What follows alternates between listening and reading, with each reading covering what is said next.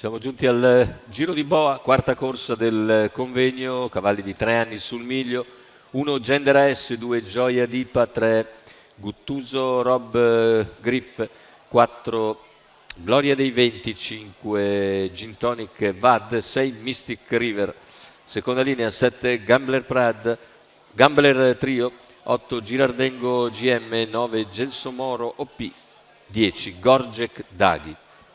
Pronostico che vede Gloria dei Venti favorita, numero 4, Maurizio Cheli.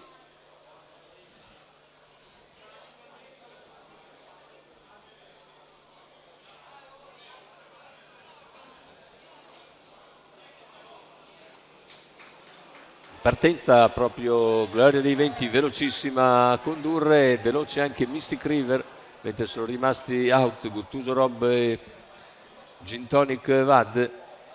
In vantaggio dunque la favorita nei confronti di Gender S, che è riuscito a rientrare gli avversari e a rimanere in seconda posizione. All'esterno invece Gioia Dipa, che non trova posizione. Poi Gambler Trio alla corda segue in terza posizione e c'è la puntata in terza ruota di Girardengo GM. Girardengo avanza in progressione, raggiunge Gloria dei Venti dopo 500 metri di gara e la affianca. Se ne vanno i primi 600 di gara in 46,7, leader sempre Gloria dei Venti, Girardengo all'esterno, mentre in corda c'è Gender S che precede Gioia Dipa, al largo invece, scusate, all'interno invece in terza posizione c'è Gambler Trio e c'è il tentativo anche di Gelsomoro OP che scavalca Gioia Dipa in difficoltà dopo i primi 800 metri di gara. Intanto il chilometro se ne va con la favorita in testa, 1:16,7 per Gloria dei Venti. Gender S sempre in schiena, all'esterno Girardengo GM.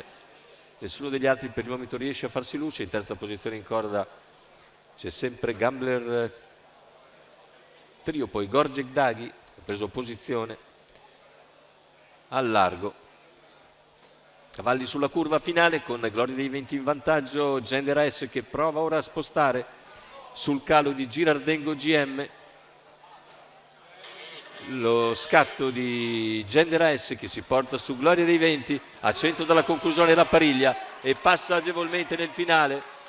Gender S passa e chiude, secondo posto per Gloria dei Venti, al terzo chiude Gambler Trio, 1:15,4 con 29,9 a chiudere. Gender S ritrova la via del successo, Marco Volpato che segue tutta strada la favorita Gloria dei Venti per piegarla nel finale.